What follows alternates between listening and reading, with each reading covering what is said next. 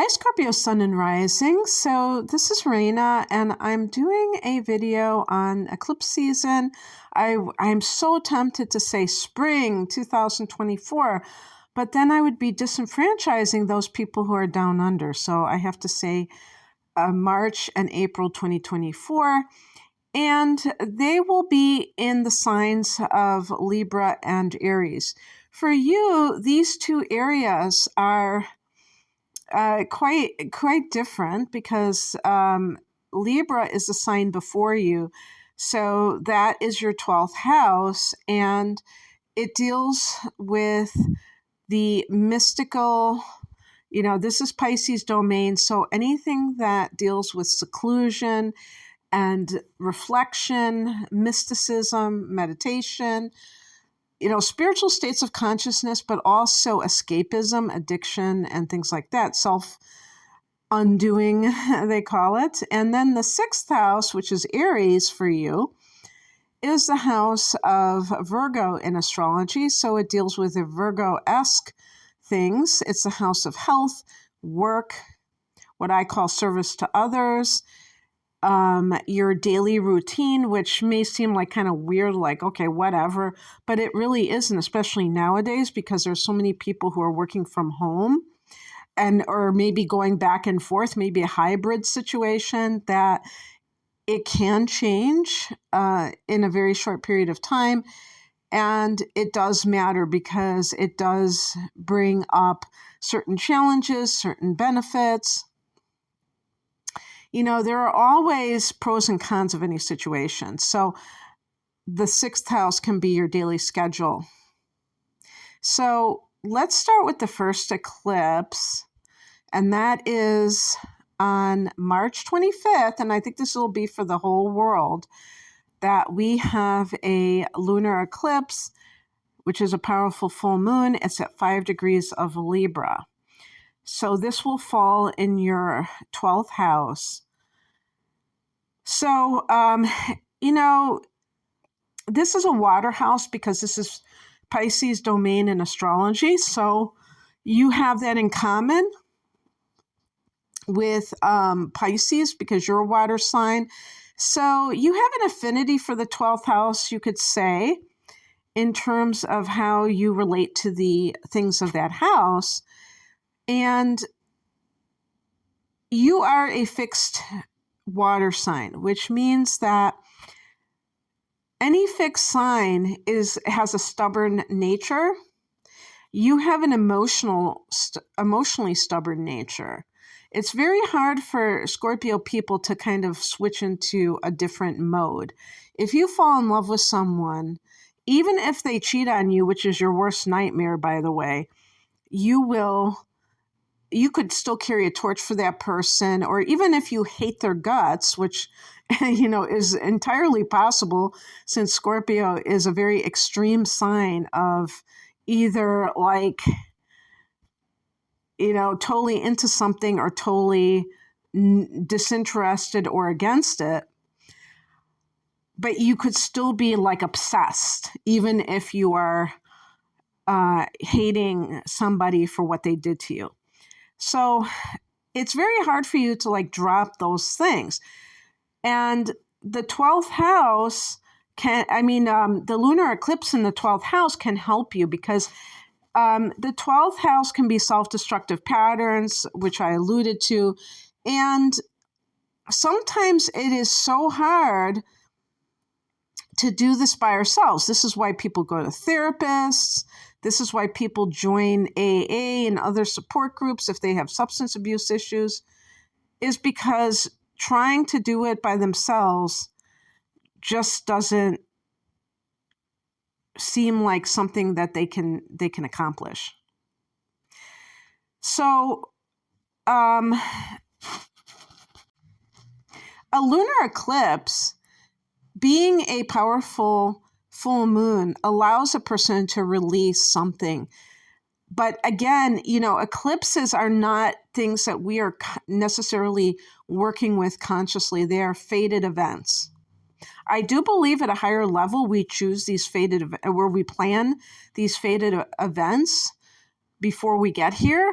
So I don't think that it's apart from free will. I don't think it's true fate in the sense of it just being destiny apart from ourselves. I think that we choose it, but, it is preordained in terms of the fact that we choose it for a specific point in our life. Again, just my opinion.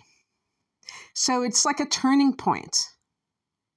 So on March 25th, when you have this lunar eclipse in the 12th house, maybe you're ready to release an addiction, Scorpio. And it can be substance abuse, but it could be a person. It could be a trauma. Scorpio specializes in trauma. But sometimes people, even a Scorpio, now this is Pisces domain, so the idea of victimhood can come into things. But sometimes, no matter, even a strong sign like Scorpio can still identify with being a victim of some traumatic event, and it's almost like their life is built around that experience. And they perceive everything through that lens, which is totally understandable. If something totally unpredictable and unexpected happens that's traumatic, it can send the message to somebody that they can never be sure of life. They can never trust life because at any moment something bad can happen. Most people do not experience something like that. I mean, most people, you could say, experience trauma of one sort or another, but not everyone experiences some cataclysmic event that totally, changes, but you could say distorts their view on reality, where they just feel like, there's something that, the shoe is about to drop, the other shoe is about to drop, because that can be like this generalized anxiety and this fear that, something bad's about to happen, even if there's no evidence of that. You can end some kind of bad habit, and you don't necessarily have to really, work hard at it, in other words. And these things do happen where somebody wakes up one day and let's say they're an alcoholic or they smoke weed all day and they take their stuff, they take their supply and they throw it down the toilet, they throw it in the garbage because they just are done, and maybe they even went through rehab 3 times, but they're finally done. I mentioned that I love to read biographies and autobiographies, and a lot of times, and I really like especially like rock stars, or there's certain genres or types of biographies that I really like. But one of the things that I really enjoy is that when somebody has an addiction, sometimes, how do they transcend that addiction? Because addictions can be very hard to deal with. And being a Scorpio could make it that much harder, not only because the person's a fixed water sign, so their emotions tend to kind of become very rigid, where they find it hard to change their feelings about someone or something, but also because they feel things so strongly. So this can be very helpful for you. Another thing that this can do is that can burn karma. Now, I don't like to use the word karma like that because people always think of like, oh, you did bad things in another lifetime and now you have to pay the price. Even though it can kind of play out that way in a sense, karma means action. So it just means for every reaction, there's a reaction. There's cause and effect. And people who are living consciously, they are aware of this. And so they try to minimize their negative actions not just because they're afraid of God punishing them, but because they know that, forget about God. They know that you can't do something and there not be a ripple effect. I mean, this is just true with physical law, so it's true in any sense. But the other thing about karma is that it indicates past life connections with others, or past life connections with a specific area of life. For instance, I was talking about addiction. Some people are predisposed to addiction. Maybe they were alcoholics or drug addicts in another lifetime, and they just pick up where they left off. They in some cases, people start abusing alcohol or other drugs at a very early age, which is unfortunate because they may not have formed their brain properly. They may have not, well, they haven't matured properly, emotionally matured. So it's like they're really putting themselves in jeopardy because they could be stunting their growth. And that can affect their ability to quit too, because they may be so out of it that they lose connection with themselves. That's the danger of addiction, is that it can make it hard for the person to really have a sense of themselves. So using that example, the person who has this eclipse here, like I said, could find it a lot easier to quit a bad habit like that. So this may not be on that particular date. It could be something that happens, within, even in February, you might feel something in this area. But going forward past March, going to the next eclipse in Libra, which will be on October 2nd at 10 degrees of Libra. So these two polarity, well, it's not really a polarity, but the seasons are polarities and things like that. So anyway, then the second eclipse is happening on April 8th, and it's at 19 degrees of Aries. So this is in your 6th house, which is a practical house, being an earth house. And it's a solar eclipse. So that's the planting of new seeds. Actually, I take that back. I really believe that, at the time of the new moon, you're planting seeds, and then the harvest comes, later on. And let's see, so we're talking about Aries. So, later this year, when there's a full moon in Aries in October, maybe that's the time when you'll see the harvest come in. That might even be the harvest moon being in October. So this can be a time when you might be dipping your toes into different waters. And it could be multiple things that you are so interested in at the moment, that you are, Scorpio, that you are just making yourself available for all of it. This could be a very good time for you to find work, because there might be a lot of opportunities for you that develop.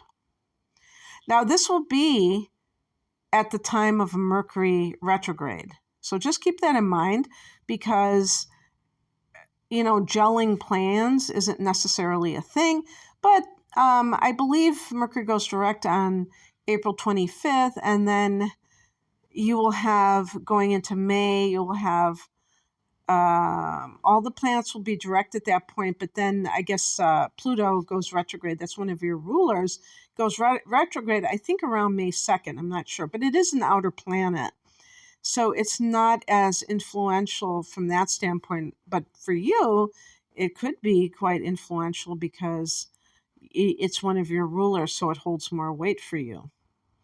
So just keep in mind, too, that there with eclipses, like, I'm like everybody else. I listen to a couple of astrologers myself that I really like.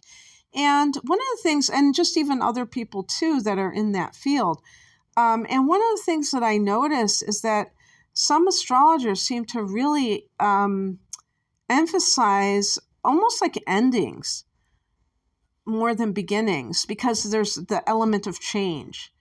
And so even with the solar eclipses, I have heard them say things like that. So it goes without saying that every ending is a new beginning, and every new beginning carries an ending with it.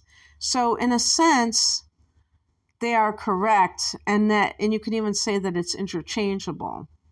When you have an ending, you can best believe that a beginning is around the corner. Nature abhors a vacuum, so it's very, I would say, I can't say for sure, but it is to be expected that something new will come into your life if you have let go of something else. And speaking of letting go of something, that's what that 12th house can represent. And for those people, some people have this past life recall, or they sense certain things about their past lives, maybe even traumatic things. And that can be a conscious way to let go and say, you know what? I don't know what happened in another lifetime, or I do know, but I'm releasing this. I don't have to continue to carry this burden with me. I can let it go now.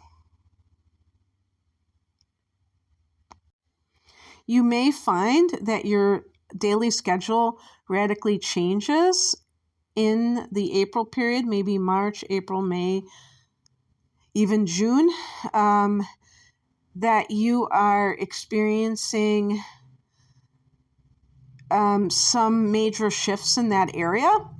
I have said this before. I used to work someplace where I had a coworker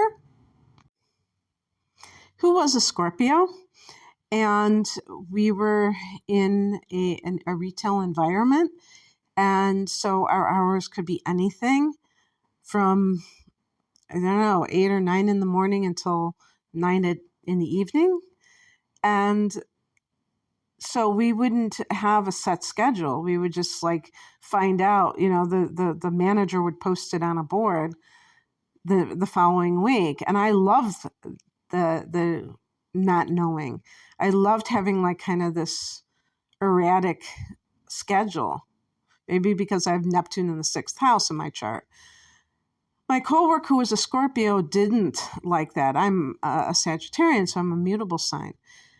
Scorpios will tend to like, or any fixed sign will tend to like things to remain the same. So they like to have that schedule, that framework, that they can kind of feel safe with familiarity, rather than not know what's going to happen when. And that makes a lot of sense. I mean, that's one of the benefits of having organization and having a schedule, is that you kind of, although I don't really like to say this word, but you have a container with which to live your life, and that informs your decisions. So it kind of just organizes the actions that you take. So you may have to relinquish that set schedule for something else, because here we have this new energy that's coming in, and that could indicate a new type of job where you do have different hours. All right, that's what I have for you, Scorpio. I hope that this resonated. If you would like a private reading, I'm promoting my double readings, which are called deep dive readings, an hour of natal chart analysis, an hour of transits for the next 12 months for a special price. You can find out more about that reading and the other readings that I offer at the link below. I'm at RadioMoonAstrology.com. Thanks for listening. Bye.